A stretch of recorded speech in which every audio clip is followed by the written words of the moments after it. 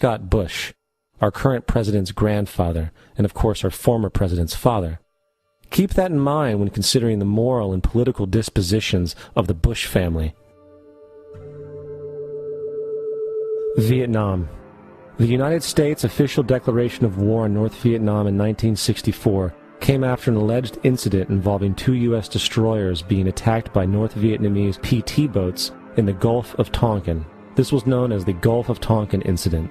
This single situation was the catalytic pretext for massive troop deployment and full-fledged warfare. One problem, however: the attack on the U.S. destroyers by Vietnamese PT boats never happened. It was a completely staged event to have an excuse to enter the war. Former Secretary of Defense Robert McNamara stated years later that the Gulf of Tonkin incident was a mistake, while many other insiders and officers have come forward, relaying that it was a contrived farce, a complete lie.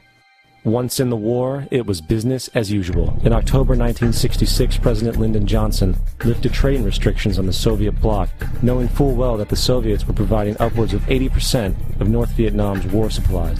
Consequently, Rockefeller interests financed factories in the Soviet Union, which the Soviets used to manufacture military equipment and send it to North Vietnam. However, the funding of both sides of this conflict was only one side of the coin. In 1985, Vietnam's rules of engagement were declassified. This detailed what American troops were and were not allowed to do in the war.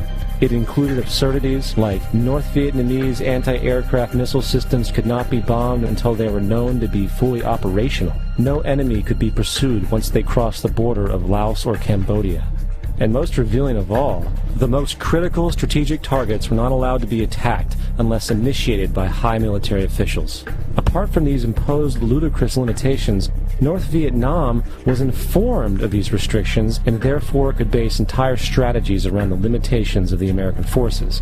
This is why the war went on so long. And the bottom line is this: the Vietnam War was never meant to be won, just sustained.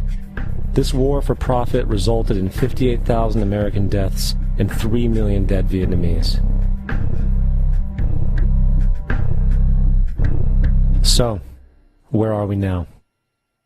September 11th was the jumpstart for what is now an accelerated agenda by the ruthless elite. It was a staged war pretext no different than the sinking of the Lusitania, the provoking of Pearl Harbor, and the Gulf of Tonkin lie. In fact, if 9/11 wasn't a planned war pretext, it would be an exception to the rule. It has been used to launch 2 unprovoked illegal wars, one against Iraq and one against Afghanistan.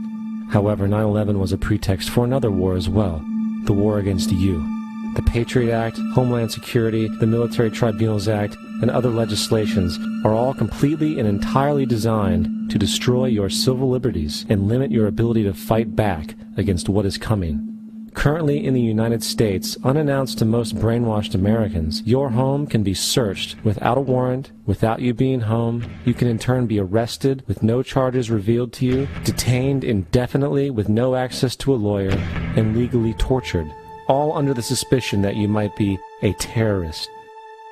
If you need a painted picture of what is happening in this country, let's recognize how history repeats itself. In February 1933, Hitler staged a false flag attack, burning down his own German parliament building, the Reichstag, and blamed it on communist terrorists. Within the next few weeks, he passed the Enabling Act, which completely eradicated the German Constitution, destroying people's liberties. He then led a series of preemptive wars, all justified to the German people as necessary to maintaining homeland security.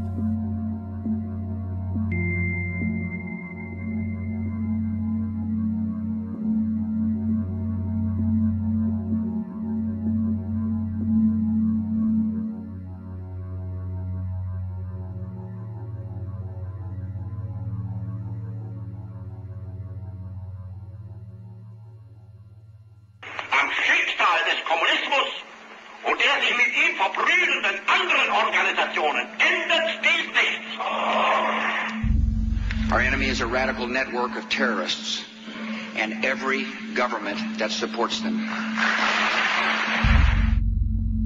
It's time to wake up.